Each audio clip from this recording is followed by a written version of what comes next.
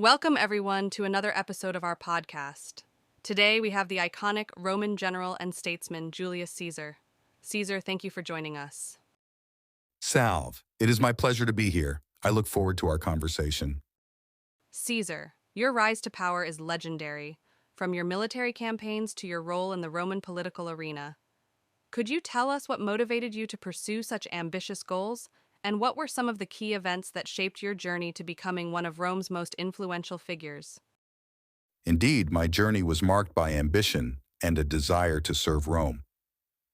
As a young man, I was inspired by the stories of great leaders like Alexander the Great and Romulus, the founder of Rome. My early experiences in the military and political spheres taught me the importance of strategic thinking and forging alliances. I quickly realized that to rise in Roman society, one needed both military prowess and political acumen. One of the key events that shaped my path was my appointment as consul in 59 BCE. It was during this time that I formed the first triumvirate with Pompey and Crassus, a political alliance that allowed me to gain significant influence in Rome. From there, I embarked on my military campaigns in Gaul, which not only brought me great fame, but also expanded Rome's territories and resources. These campaigns solidified my position as a formidable leader and set the stage for my eventual return to Rome, where my ambition would lead to monumental changes in the Republic. Your conquest of Gaul is one of your most celebrated achievements, with victories that expanded Roman territories significantly. Can you share some insights into your strategies during the Gallic Wars and what made your campaigns so successful? The Gallic Wars were a defining period in my career. My success was built on several key strategies.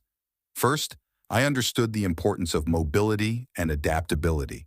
My legions could move quickly across vast distances, allowing us to surprise our enemies and maintain a strategic advantage. I also valued intelligence gathering and used spies and scouts to stay informed about the movements and intentions of the Gallic tribes. Another crucial aspect of my strategy was diplomacy. I formed alliances with certain Gallic tribes, which helped to divide my enemies and strengthen Rome's position.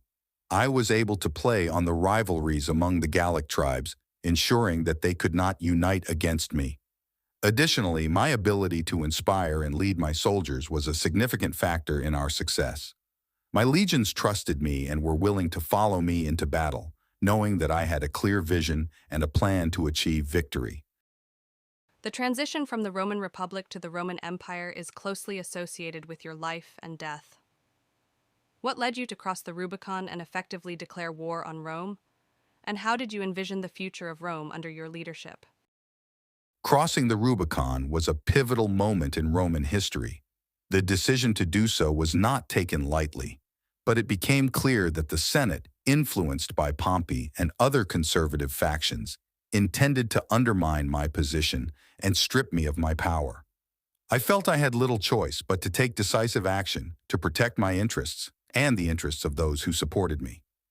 By crossing the Rubicon, I effectively declared war on the Roman Senate, leading to a civil war that ultimately ended with my victory. My vision for Rome was one of stability and order, with a centralized authority that could bring about much-needed reforms. I believed the traditional structures of the Republic were inadequate for managing the vast territories and diverse peoples under Rome's control. By consolidating power, I hoped to create a more efficient and responsive government that could address the needs of the Roman people. Your assassination on the Ides of March is one of the most infamous events in history. Looking back, do you have any reflections on the reasons behind the conspiracy and what it might have meant for Rome's future? The Ides of March, yes, a moment that changed the course of history. The conspiracy against me was driven by a mixture of fear and resentment. Many in the Senate saw my centralization of power and my declaration as dictator perpetuo as a threat to the traditional Republican ideals. They feared I intended to establish a monarchy which went against the principles Rome had upheld for centuries. However, my vision was never to become a tyrant or a king.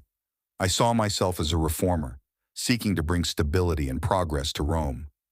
My assassination was a stark reminder that change, even when intended for the greater good, often meets resistance from those invested in the status quo. The events that followed my death, the rise of Augustus, and the establishment of the Roman Empire, demonstrate that while my life ended tragically, the trajectory of Rome continued along the path I had envisioned, albeit through a different form of leadership. Caesar, it has been an enlightening conversation. Thank you for joining us on the podcast and sharing your insights.